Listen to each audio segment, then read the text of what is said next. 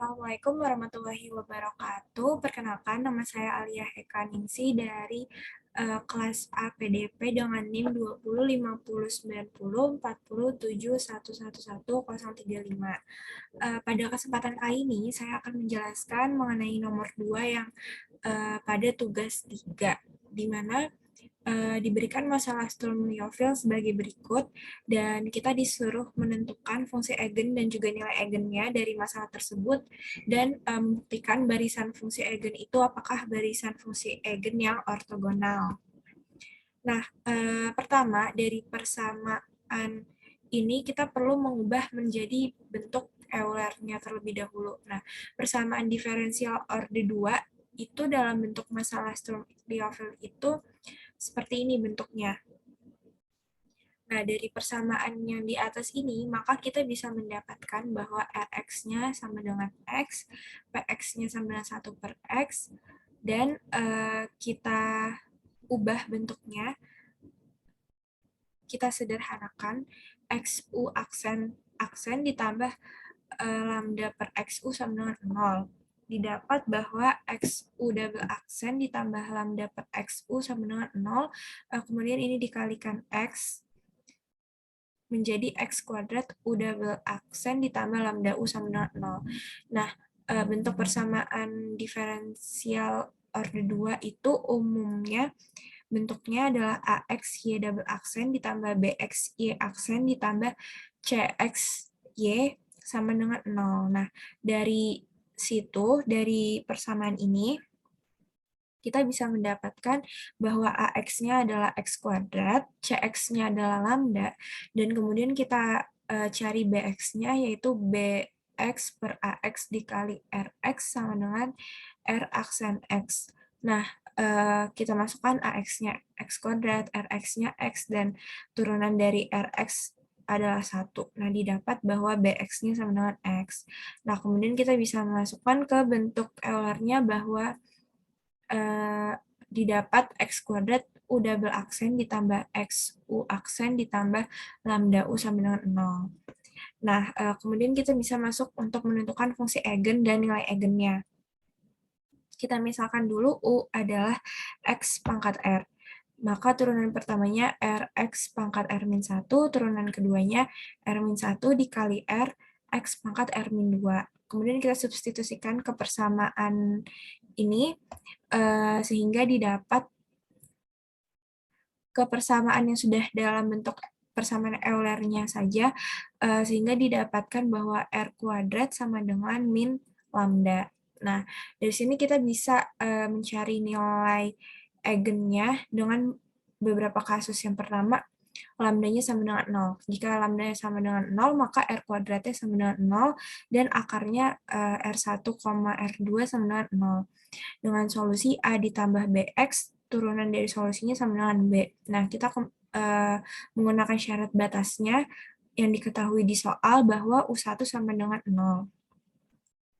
Berarti A ditambah B dikali 1 atau A ditambah B sama dengan 0, maka A-nya sama dengan min B. Kemudian turunan atau U aksen E sama dengan 0, maka B-nya sama dengan 0. Nah, di sini solusinya trivial karena A dan B-nya sama dengan 0. Maka untuk lambda sama dengan 0 ini bukan nilai eigennya. Nah, kasus kedua itu jika lambdanya kurang dari 0. Jika lambdanya kurang dari 0, lambda sama dengan min M kuadrat dengan M-nya lebih dari 0. Nah, R kuadratnya berarti M kuadrat dengan R1, R2-nya plus minus M. Untuk solusinya sendiri, AX pangkat M ditambah BX pangkat min M. Didapat turunannya M AX pangkat M-1 dikurang M BX pangkat min M-1.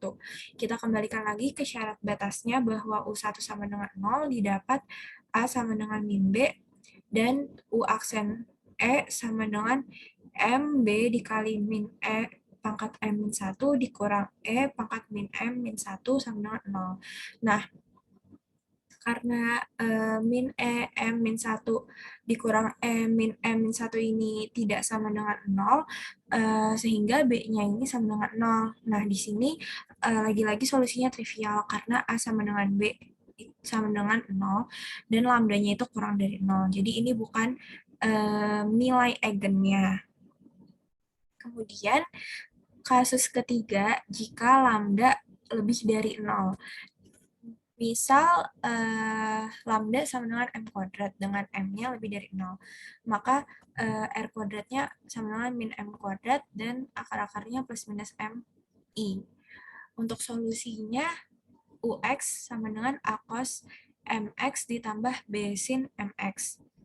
Karena R1 tidak sama dengan R2, di mana didapat R1 sama dengan M plus IJ dan R2 M min IJ, maka solusi umumnya dia sama dengan X omega dikali A cos K ln X ditambah B sin K ln X.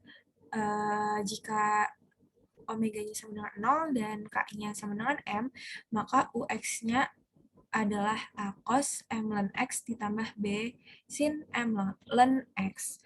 Di mana turunannya didapat bahwa min M A sin M ln X per X ditambah M B cos M ln X per X sama dengan 0. Kita kembalikan lagi ke syarat batasnya, yaitu U1 sama dengan 0, berarti A cos M ln 1 ditambah B sin M ln 1 sama dengan 0, ln 1 itu 0, didapat A cos 0 ditambah B sin 0 sama dengan 0. Cos 01 sin 0, 0. Didapat A sama dengan 0. Kemudian syarat batas yang kedua, U aksen E sama dengan min M A sin M ln E per E ditambah MB cos M ln E per E. Ln E sama dengan 1, didapat min M A sin M per E ditambah MB cos M per E sama dengan 0. Nah, kita kan sudah dapat bahwa A sama dengan 0, berarti ini sama dengan 0. M B cos M per E sama dengan 0. Nah, M per E-nya ini bisa pindah luas ke kanan menjadi B cos M sama dengan 0. Agar tidak trivial, maka B-nya ini tidak boleh sama dengan 0. Sehingga yang 0 adalah cos M. Cos M sama dengan 0, didapat M sama dengan pi per 2 ditambah pi N, atau 2N plus 1 pi per 2. Karena lambda-nya itu sama dengan M kuadrat, berarti 2N plus 1 pi per 2 dikuadratkan, atau sama dengan 2N plus 1 kuadrat pi per 2 per 4. Maka untuk nilai eigennya adalah lambda n sama dengan 2N plus 1 kuadrat per pi kuadrat per 4, di mana n-nya sama dengan 0, 1, 2, sampai hingga. Selanjutnya, untuk menentukan fungsi eigennya, karena di sini A sama dengan 0 dan B tidak sama dengan 0 atau B-nya adalah nilai sembarang, dengan M2N plus 1 dikali pi per 2, maka UX-nya solusinya adalah B sin M ln X. Nah, di sini kita ambil B sama dengan 1, karena kelipatan fungsi eigen itu juga fungsi eigen. Nah, didapat UNX adalah sin 2N plus 1 pi per 2 ln X, di mana N-nya 0, 1, 2, sampai hingga. Nah, itu adalah fungsi eigennya.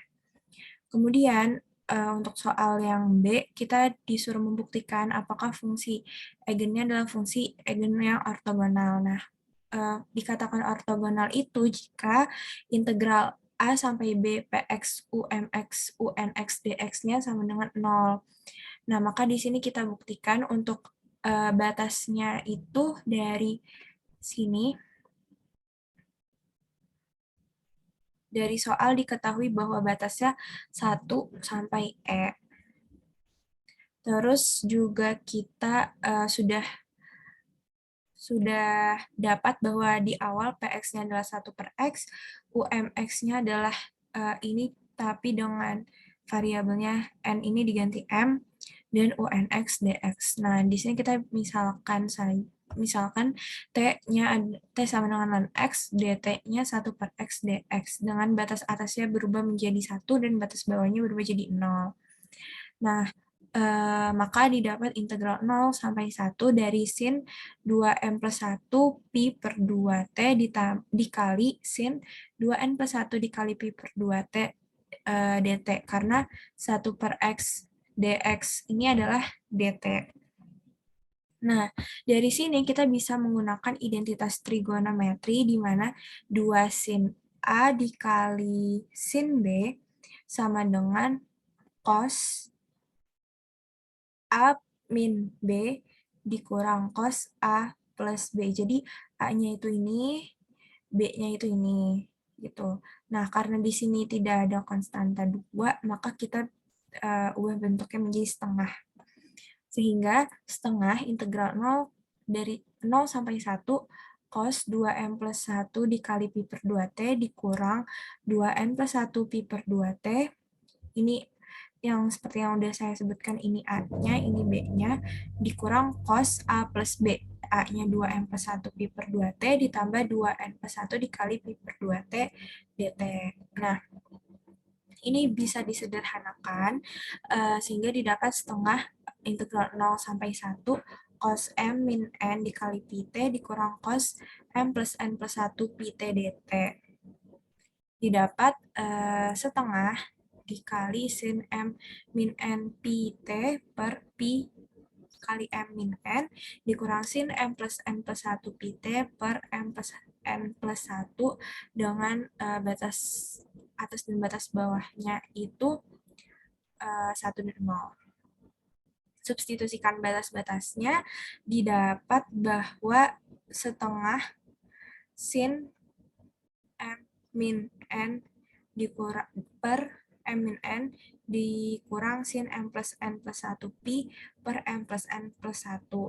Nah, M dan N ini bernilai 0, 1, 2, 3, dan seterusnya, sehingga sin M min N pi itu sama dengan 0, dan sin M plus N plus 1 pi itu sama dengan 0.